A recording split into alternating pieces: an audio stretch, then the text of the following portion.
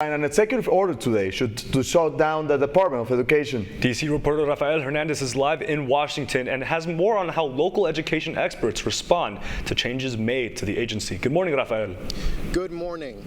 With cuts to nearly half of its workforce and an executive order to shutter it on the horizon, members of the United Teachers of Dade and Florida Parent-Teacher Association warn that these changes to the department could have negative impacts on students and teachers. The federal layoffs are a key part of President Donald Trump's plan to shutter the agency completely. Eliminating an agency requires an act of Congress, but layoffs and funding cuts make any work at the department almost impossible to do.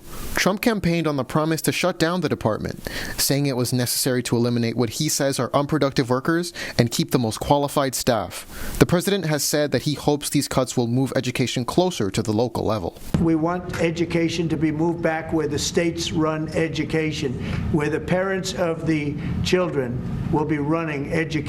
But to Jude Bruno, incoming president of the Florida PTA, making an already small agency like the Department of Education even smaller could make it less efficient. Services like the Individuals with Disabilities Education Act and programs like Head Start are overseen by the ED. It's a lot of intricate programs and initiatives that were supported by the U.S. Department of Education.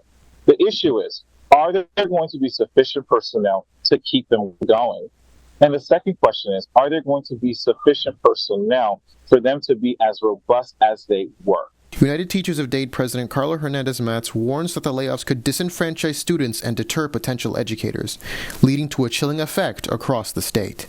There are a lot of qualified educators, people who have their right heart, the right attitude, the right mindset to make a difference in this community, that are just giving up before they even get started. They're saying, you know what, I don't want to get into that profession. I don't want to do it because of the politics that are happening, because of the lack of funding, and it's going to have a detrimental effect on our students.